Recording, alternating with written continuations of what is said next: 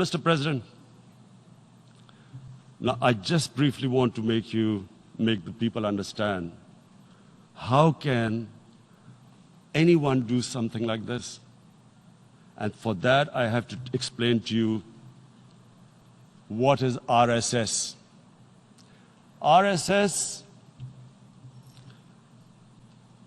Mr. Narendra Modi is a life member of RSS. RSS was an organization that was inspired by Adolf Hitler and Mussolini, came about in 1925. They believed in racial purity, racial superiority. They also believed they were an Aryan race like the Nazi believed they were an Aryan race. All that I'm saying can be verified.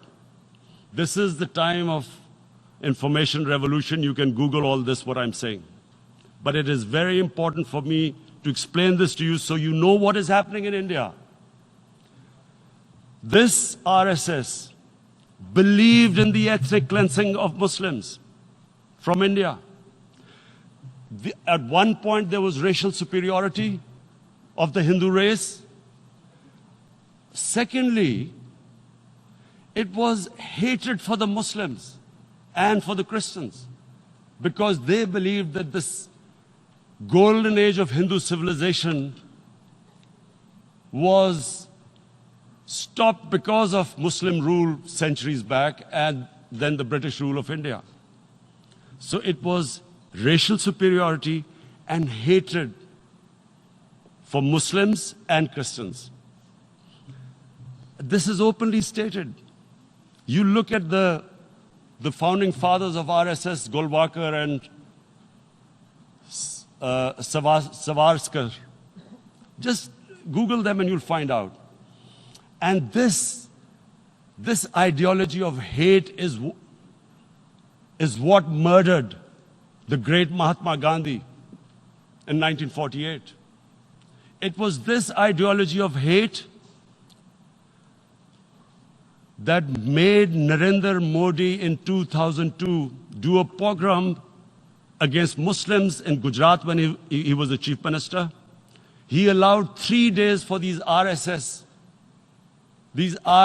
goons who were inspired by the Hitler brown shirts. They actually wear brown shirts. This RSS, the Congress Home Minister gave a statement that in RSS camps, terrorists are being trained. And these terrorists butchered 2,000 Muslims and 150,000 Muslims were made homeless. Narendra Modi could not travel to the US because of that.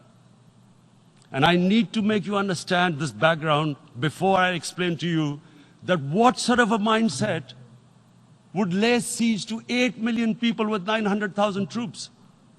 Women, children, sick people, locked in as animals. In fact, of what I know of England, if 8 million animals were locked in, the RSPCA would have made a lot of noise about it. These are human beings.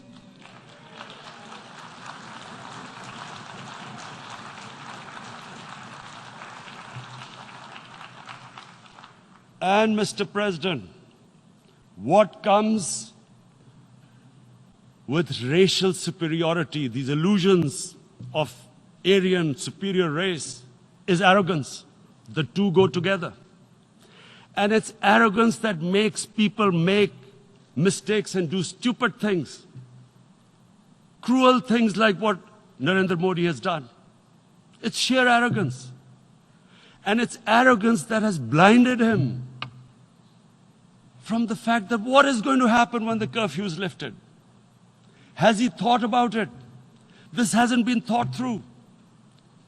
What is he going to do when he lifts the curfew? Does he think that people of Kashmir will quietly accept the status quo because India has changed the constitution and taken away the special status? They'll accept that? Mr. President, 100,000 Kashmiris have died in the past 30 years because they were denied the right given by the United Nations. the right for self-determination. 100,000 have died and 11,000 women have been raped. There are two human rights, United Nations human rights reports on this. The world hasn't done anything because India is a huge market, 1.2 billion people. Sadly, the material prevails over the human. But this has serious consequences. Again, I repeat, that's why I'm here. Look, what is going to happen when the curfew is lifted will be a bloodbath. The people will come out. There are 900,000 troops there. They haven't come to, as Narendra Modi says, he's done this for prosperity of Kashmir. This is supposed to be for the development. These 900,000 troops, what are they going to do when they come out? There'll be a bloodbath. Has he thought it through what happens then? Mr. President, has anyone thought that what happens when there is a bloodbath? What do you think the impact will have on people of Kashmir? What do you think they will think? The way they have been boxed in their houses, treated like worse than animals, no rights. Thousands of all the political leadership has been arrested, taken out of Kashmir. Even those Kashmiri leaders who were pro-India have been taken out.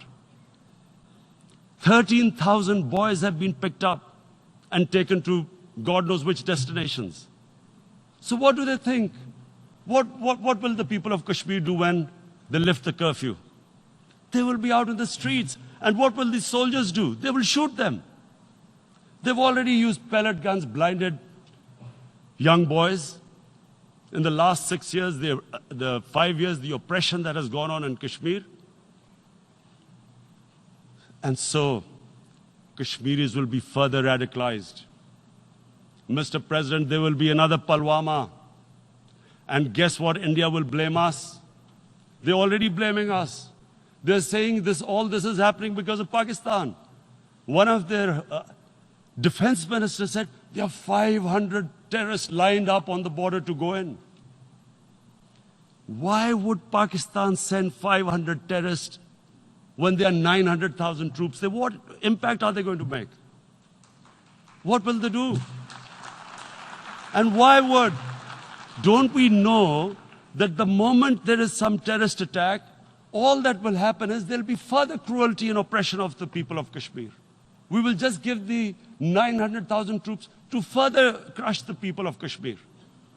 And then we'll give the Indian government an excuse that, look, Pakistan is a terrorist state, and this mantra that has gone on, Islamic terrorism. The moment you use this catchword, Islamic terrorism, the whole world turns away.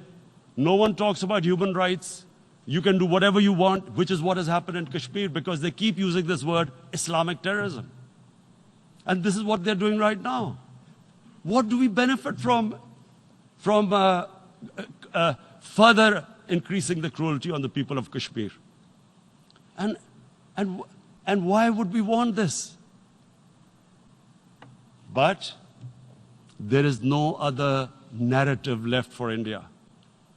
As when they lift the curfew, whatever happens, Pakistan will be blamed, and there is always a danger of another Pulwama.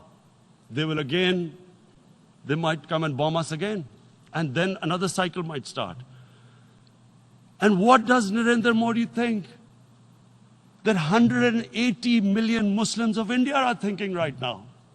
Aren't they watching these Kashmiris stuck inside for 55 days they've been stuck in? Aren't they watching? What do you think? Don't you think that the Muslims will be radicalized in India? And I'm talking about 180 million people.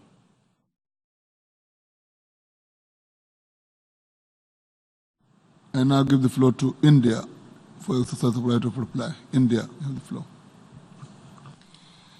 Mr. President, I take the floor to exercise India's right of reply to the statement made by the Prime Minister of Pakistan. Every word spoken from the podium of this august assembly, it is believed, carries the weight of history. Unfortunately, what we heard today from Prime Minister Imran Khan of Pakistan was a callous portrayal of the world in binary terms. Us versus them, rich versus poor, north versus south, developed versus developing, Muslims versus others. A script that fosters divisiveness at the United Nations, attempts to sharpen differences and stir up hatred are, simply put, hate speech. Rarely has the General Assembly witnessed such misuse, rather abuse, of an opportunity to reflect. Words matter in diplomacy. The invocation of phrases such as pogrom, bloodbath, racial superiority, pick up the gun, and fight to the end reflect a medieval mindset and not a 21st century vision. Prime Minister Imran Khan's threat of unleashing nuclear devastation qualifies as brinksmanship, not statesmanship. Even coming from the leader of a country that has monopolized the entire value chain of the industry of terrorism, Prime Minister Khan's justification of terrorism was brazen and incendiary. For someone who was once a cricketer and believed in the gentleman's game, today's speech bordered on crudeness of a variety reminiscent of the guns of Dara Adam Khel. Mr. President, now that Prime Minister Imran Khan has invited UN observers to Pakistan to verify that there are no militant organizations in Pakistan, the world will hold him to that promise.